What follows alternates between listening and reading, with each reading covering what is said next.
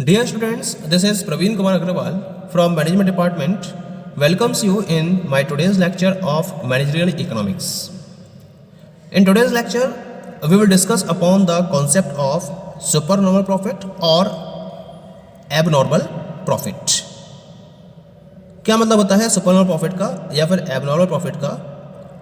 जब हम किसी भी पर्टिकुलर फर्म के द्वारा अर्न किए गए एबनॉर्मल प्रॉफिट या सुपरनॉर्मल प्रॉफिट की बात करते हैं, then it is the residual left with the entrepreneur after all the cost, जिसमें हम एक्सप्लिसिट और इम्प्लिसिट दोनों कॉस्ट को इन्वॉल्व करते हैं.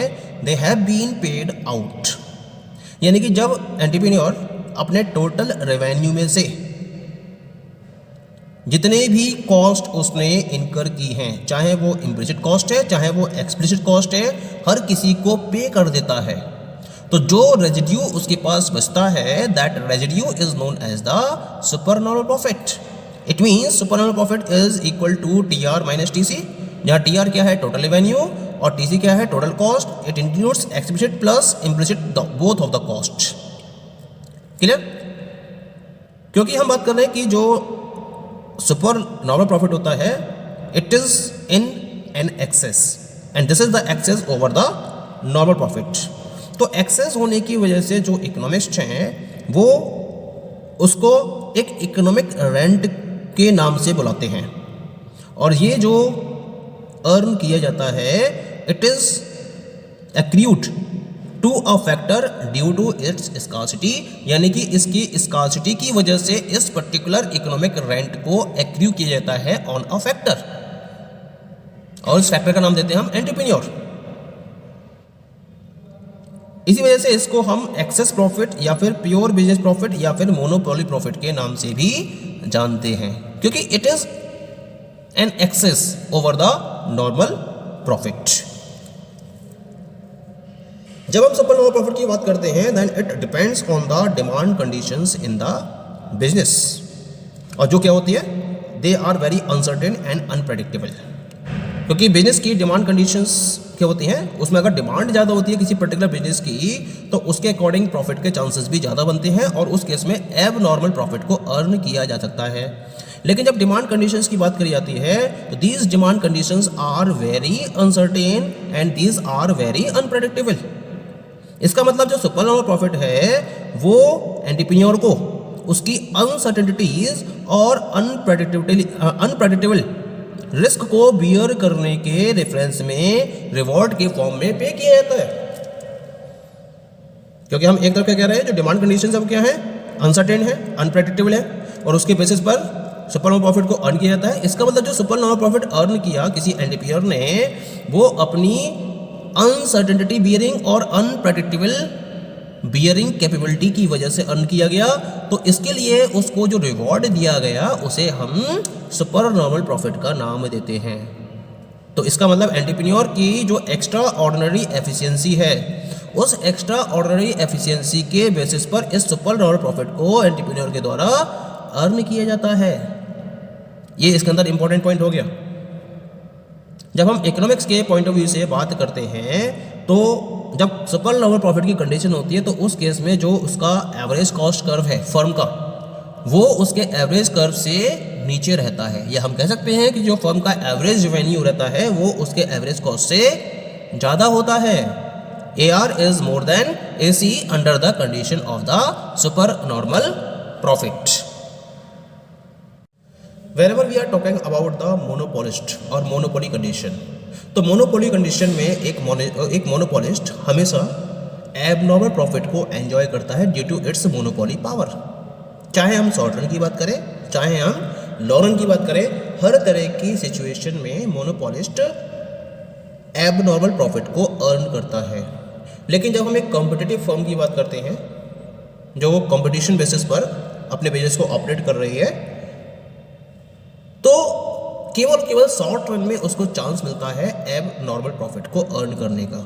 लेकिन जब हम लॉन्ग रन की बात करते हैं, देन दिस एब नॉर्मल प्रॉफिट इंडस्ट्री के अंदर नई नई फर्म्स को अट्रैक्ट करता है. शॉर्ट रन में अगर किसी फर्म ने एबनॉर्मल प्रॉफिट को अर्न किया या number of firms abnormal profit को अर्न कर रही हैं, तो उस एबनॉर्मल प्रॉफिट की सिचुएशन देखते हुए लॉन्ग रन में number of firms, number of new firms industry में अट्रैक्ट होती हैं और अपने बिजनेस को स्टार्ट कर देती हैं। और जब वो ऐसा करती हैं तो जो एक्सेस प्रॉफिट है वो क्या हो जाता है, वो कम होना स्टार्ट हो जाता है और वो नॉर्मल प्रॉफिट में जाकर कन्वर्ट हो जाता है। यानी this excess profit is competed away due to the more competition within the industry due to the increasing number of new firms। तो इसका मतलब जो कॉम्पिटिटिव फर्म्स है वो लॉन्ग रन में केवल और केवल नॉर्मल प्रॉफिट को ही अर्न कर रही होंगी। तो यहाँ हम एक सिचुएशन को शो करेंगे, एक परफेक्टली कॉम्पिटिटिव मार्केट की और एक मोनोपोली मार्केट की। परफेक्टली कॉम्पिटिटिव मार्केट में हम डिफाइन करेंगे कि किस तरीके से जितनी भी फर्म्स हैं वो केवल और केवल शॉर्ट रन में सुपर नॉर्मल प्रॉफिट को अर्न कर सकती हैं। तो यहाँ मैंने एक ग्राफ के मीडियम से इस सिचुएशन को रिप्रेजेंट किया है, जहाँ मैंने एक्स एक्सिस पर आउटपुट को रिप्रेजेंट किया है और वाई एक्सिस पर मैंने रेवेन्यू एंड कॉस्ट को रिप्रेजेंट किया है। ठीक है, तो यहाँ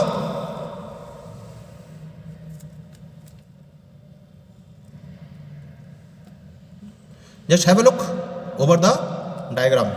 जैसे कि एक्स एक्सिस पर आउटपुट, वाई एक्सिस पर रेवेन्यू ऑब्लिक कॉस्ट, क्योंकि परफेक्टली कॉम्पिटिटिव मार्केट है। तो this is the average revenue और marginal revenue curve, both coincide with each other. ठीक है, this is the short run average cost curve जिसको मैंने एसएसी से रिप्रेजेंट किया है, and this is the SMC short run marginal cost curve जिसको मैंने एसएमसी से रिप्रेजेंट किया है। क्लियर?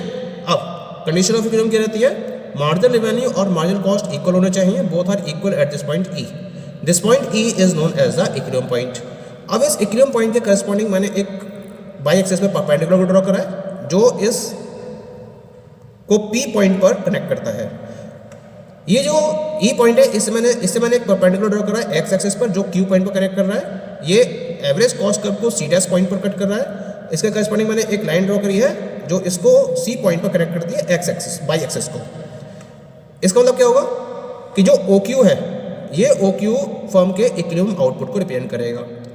ई क्यू ये फर्म के एवरेज रेवेन्यू को रिप्रेजेंट करेगी जो किसके बराबर होगा, ओपी के बराबर होगा। और ये सी डैश क्यू ये फर्म के एवरेज कॉस्ट को रिप्रेजेंट करेगा जो ओसी के बराबर होगा। क्लियर हो गया? अगर मुझे प्रॉफिट पर यूनिट निकालना है तो मुझे एवरेज रेवेन्यू को एवरेज कॉस्ट में से माइनस करना पड़ेगा। एवरेज रेवेन्यू कितना है, that is equal to OP, average cost कितना है OC, and OP minus OC this is equal to PC. Clear हो गया? और जो इक्विलिब्रियम आउटपुट है वो किसके बराबर है, ओक्यू के बराबर है, and this is equal to CC dash in the diagram. अब हमें निकालना है टोटल एबनॉर्मल प्रॉफिट। तो total abnormal profit will be determined by multiplying the profit per unit from the equilibrium output, that is profit per unit multiplied by output.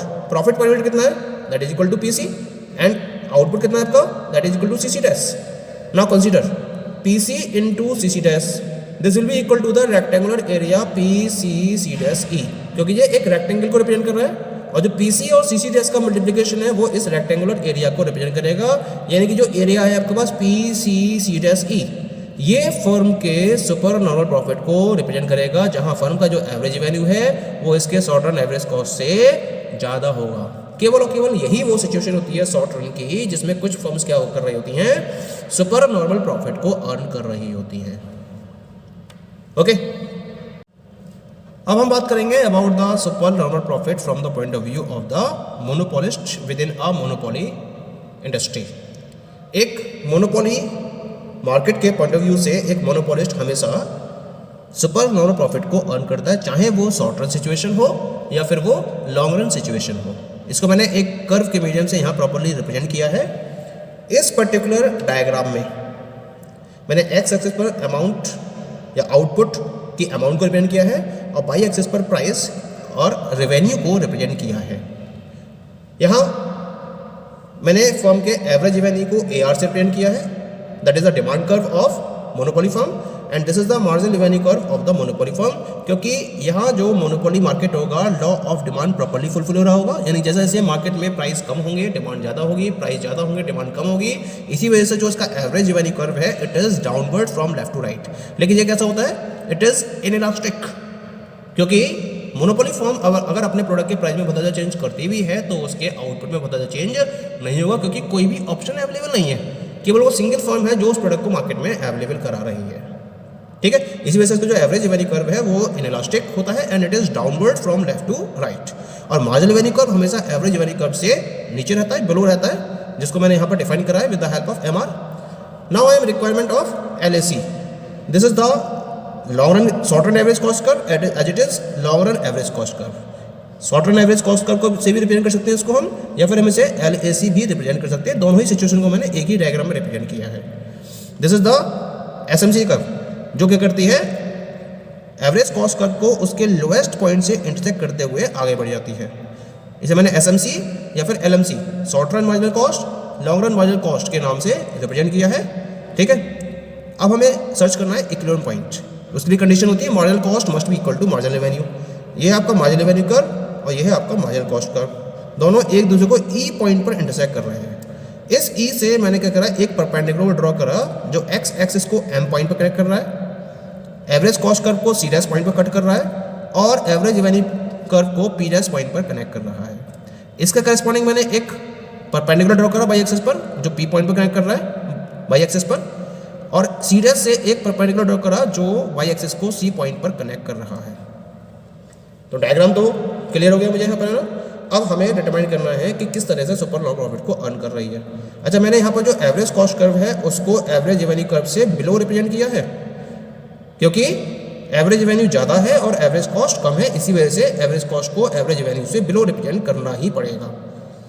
ठीक है, अब हम बात करते हैं कि सुपर लॉन्ग प्रॉफिट को कैसे कैलकुलेट करेंगे. यहाँ पर हम तो यहाँ देखिए जो एवरेज रेवेन्यू है that is equal to P'(M). ये एवरेज रेवेन्यू हो गया फर्म का, तो ये किसके बराबर है, it is equal to OP. C'(M) ये हो गया फर्म का एवरेज कॉस्ट और ये किसके बराबर है, it is equal to OC. ठीक है, प्रॉफिट पर यूनिट को निकालने के लिए हमें फिर से क्या करना पड़ेगा, एवरेज रेवेन्यू में से एवरेज कॉस्ट को माइनस करना पड़ेगा. एवरेज रेवेन्यू है OP, एवरेज कॉस्ट है OC, और जब हम OP में से OC को माइनस करेंगे we will get PC. This is the profit per unit. ठीक है, इक्विलिब्रियम आउटपुट कितना है, it is equal to OM and this is equal to CC'. तो मुझे अगर total super normal profit calculate करना है तो प्रॉफिट पर यूनिट को मुझे इक्विलिब्रियम आउटपुट से मल्टीप्लाई करना पड़ेगा. It means that PC will be multiplied by CC'. Clear हो गया पॉइंट है ना. जब PC को मैं CC' से मल्टीप्लाई करूंगा तो मुझे रेक्टेंगुलर एरिया मिलेगा PCC'P'.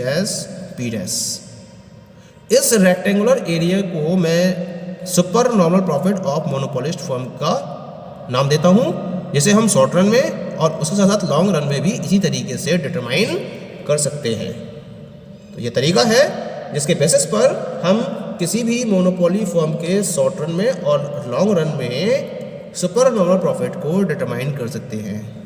इसकी कैलकुलेशन मैंने यहाँ नीचे रिप्रेजेंट करी है, तो यहाँ आप इसकी कैलकुलेशन को भी प्रॉपरली स्टडी कर सकते हो, जहाँ मैंने इसके टोटल सुपर नॉर्मल प्रॉफिट को एक प्रॉपर वे में डिटरमाइन किया है. जैसा कि मैंने आपसे भी डिस्कस किया था, पहले मैंने क्या निकाला इसका एवरेज रेवेन्यू जो MP' यानी कि OP के बराबर था, एवरेज कॉस्ट जो MC' यानी कि OC के बराबर थी, फिर प्रॉफिट पर यूनिट को निकाला जिसके लिए मैंने OP में से OC को माइनस करा दिया, PC के बराबर आ गया था.